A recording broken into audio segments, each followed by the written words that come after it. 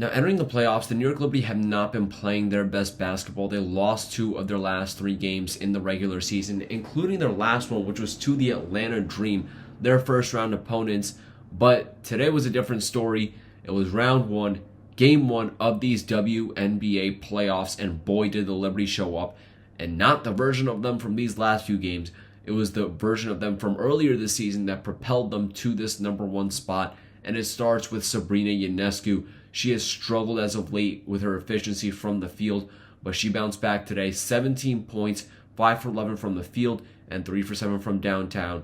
Credit to her, because this is the version of Sabrina that the New York Liberty need if they're going to win the championship this year. And on top of that, Leonie Fibish, who's usually not starting, replaced Courtney Vandersloot in the starting lineup today, and she had a phenomenal game, to say the least. And it was a great decision by Coach Sandy Brondello looking back. Leonie Fibish led both teams with 21 points, and she was 7 for 8 from the field, 4 for 4 from deep, and 3 for 3 from the stripe.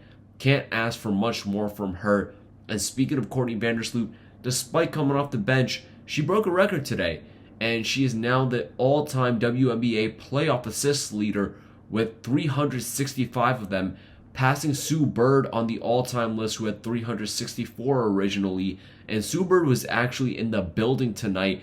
And Courtney Vandersloot, despite coming off the bench, she's keeping a positive attitude about this whole situation. And she's looking to do what she can in her new role to contribute as much as possible. And she talked about this after the game. Do you feel like being asked to come off the bench hurts your confidence at all?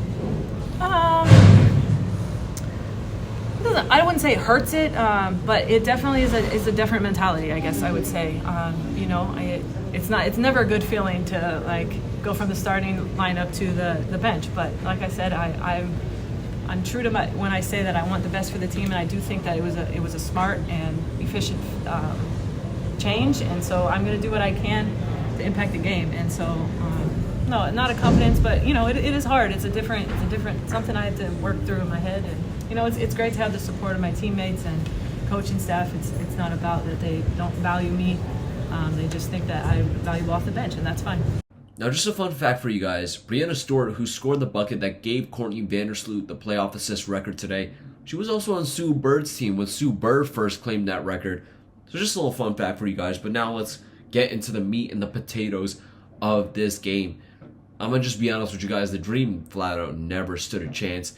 The Liberty got off to a super hot start, 5 for 5 to start the game, and Sabrina opened the scoring with a floater and a three-pointer, which, speaking of record, she now holds the record for the most playoff games in a row in Liberty history with a three-pointer. Sabrina holds that record with 15 now, and while the Dream never necessarily had a chance in this game, there were times when the Liberty just looked sloppy, and that happened as soon as they came out of the timeout that the Dream took after the Liberty started 5 for 5, because the Liberty followed that with 3 straight turnovers, which is not exactly a good look, and they can't afford to continue to do that in these playoffs, because another team that's better than the Dream will eventually capitalize on it.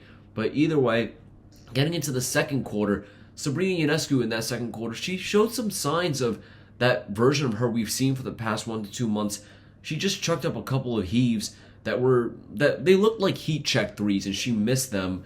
And Benigel Hamilton also struggled, missing some very easy layups that's just uncharacteristic of her. So that happened in the second quarter, but again, the Dream just weren't able to capitalize. The New York Liberty still dominated in general. They shot over 54% from the field. They were 50% from 3, and they didn't miss a single free throw.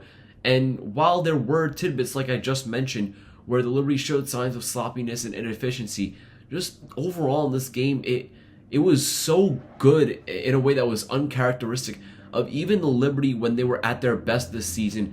And Atlanta Dream coach Tanisha Wright, she said that the New York Liberty on defense were causing problems for the Dream by being super physical, and the Dream did not sink a single a single three-pointer in that first half. They were 0 for 8 from deep, which is not a good look, even for an 8th seed playing a 1 seed.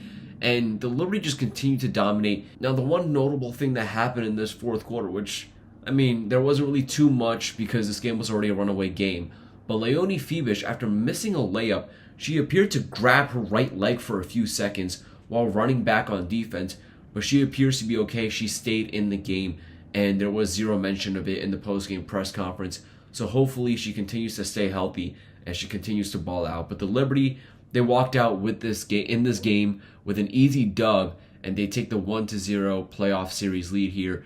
They won 83-69. The next game is going to be Tuesday at 7:30. That will be reported on by Chaz McAdams, so go give him a follow on Twitter. The Liberty will be at home once again, and they have a chance to advance to the next round if they win that game. With WFUV Sports, I'm Will Jing.